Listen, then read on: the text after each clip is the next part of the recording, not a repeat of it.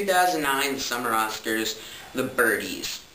Now, in this year, we've had some unexpected goodies that were pretty well received, and then we've had some disappointing films that we were all looking forward to.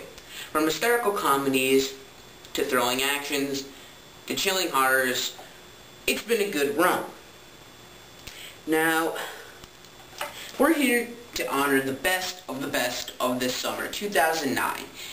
This year will be a little more diverse than the last. Last year, we did not have a front runner like The Dark Knight that just blew everything else away. So I'm interested to see what all the winners will be. So let's get started. So for Best Summer Comedy, I like to start that with the category. So this year we've had some really hysterical ones, but we didn't fall into the same category we did last year. For Best Summer Comedy, we have the nominees Funny People, The Hangover, Bruno, 500 Days of Summer, and Up. These nominations were all very funny, but one's gonna win. So in here, I have the winner. Let us see what it is. Best Summer Comedy goes to The Hangover. Yeah, I totally think this movie deserves it. Our next one, it goes to the people that make the comedies funny, because you can have a well-written script that could be just hysterical on paper, but if you get someone who's not funny to do it, it's gonna fail. So we're honoring the people that make it funny. Sacha Baron Cohen for Bruno. We all obviously know why. If you can trick people into thinking you're a gay Australian supermodel, then you gotta be good. Zach Galifianakis for The Hangover, who was just completely unexpected, and Adam Sandler for Funny People. I think we all know the winner here. This is Zach Galifianakis. Summer's big on action. What makes action cool? What else than the effects? So Best Visual Effects this year, we have 6 nominations instead of 5 because there was just so many awesome effects. I dropped the birdie. Oh my god. Okay, so Best Visual Effects, Star Trek, Terminator Salvation. Terminator was disappointing, but it just looks so awesome. Up, District 9, low budget great effects. Harry Potter and the Half-Blood Prince, and Transformers Revenge of the Fallen. It was a bad movie, but you can't deny it looked awesome. I'm so excited, yeah.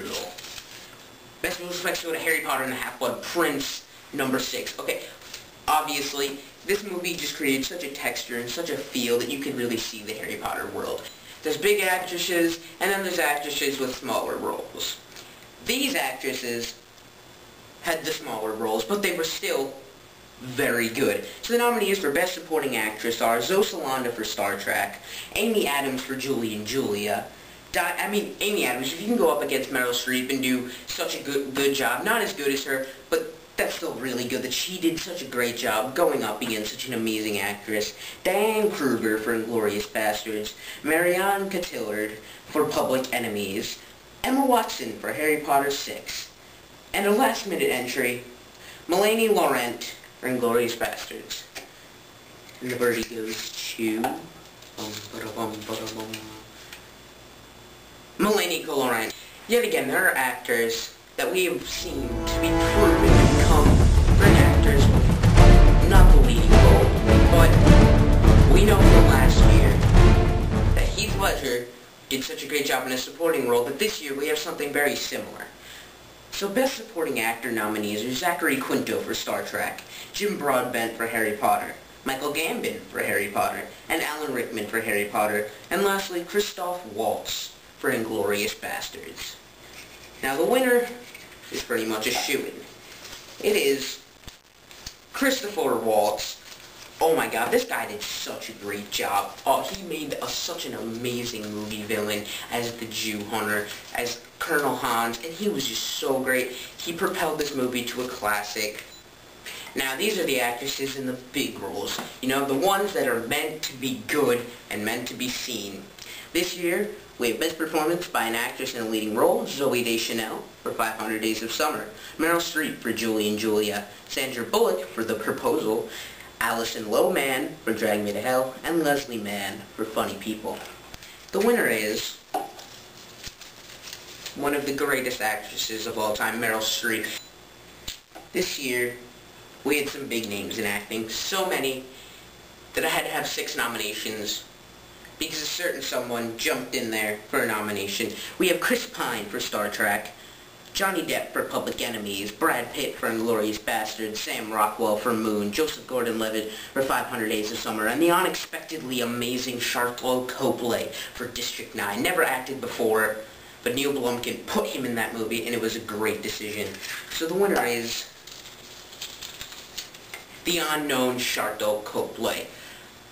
I know everybody who saw the movie just knows he did such a great job.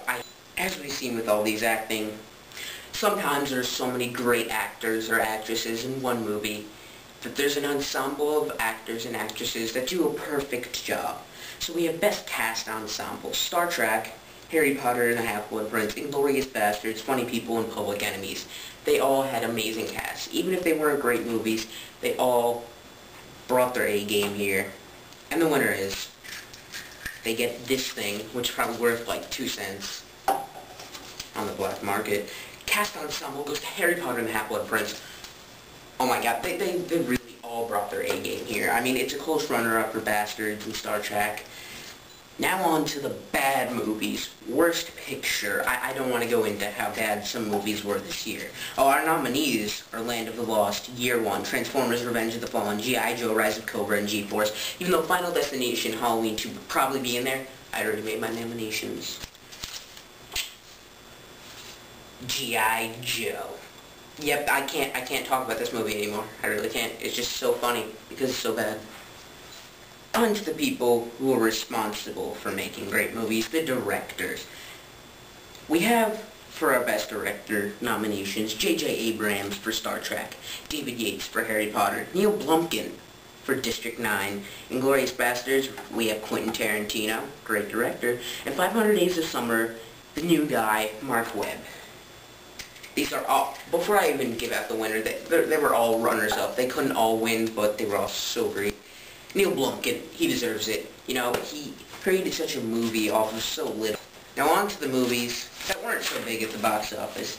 The independent and limited release movies that are separate from the blockbusters for Best Picture. Here's the Best Picture nominees for an indie flick. Moon, amazing. The Hurt Locker, and 500 Days of Summer. Only 3 here. I saw 6 total indie flicks, but these were the 3 best. So here we go. These were all just so amazing. So hard to decide, but one of my favorite movies of the year, 500 Days of Summer, definitely wins up. Come get it. J-Levs, where are you? Come get your birdie. And we're at our second to last award of the night. Okay. The People's Choice, you guys chose this. I tallied up the scores. I'm gonna read. We had 4 movies that got votes. The other ones didn't get any votes. The ones with votes are Harry Potter 6, District 9, Inglourious Basterds, and 500 Days of Summer. We had a 2-way tie between Harry Potter 6 and District 9. So those two are out. They both had 3 votes. Then we had another 2-way tie between Inglourious Basterds and 500 Days of Summer. Both had 4 votes. But I thank the voter that made a difference. Anonymous. And the winner is, with 5 votes, just beating 500 Days of Summer, is Inglourious Basterds. I kind of gave it away. Oh my god. Inglourious Basterds, it deserves it. It's the final and the biggest award of the night. Best Blockbuster. The movie that was the best all summer. Not indie flicks, not anything. Just blockbusters. Here we go. Our nominations are Star Trek, Up, District 9, Harry Potter and the Half-Blood Prince, and Inglourious Basterds. All these movies made such a difference in my mind and how I thought about blockbusters. The same thing happened last year. This is just such a beautiful, beautiful 5 nominations. Now 4 of them were so good. Harry Potter, Star Trek, Up, District 9, and Inglourious Basterds, excluding Harry Potter, because the 4 of them were just so amazing and they were so hard to choose. I had to talk to one of my best YouTube friends, Cacman11, Kevin, and he helped me decide here. These movies were just so amazing. It's really, really hard to choose, and it came down to just...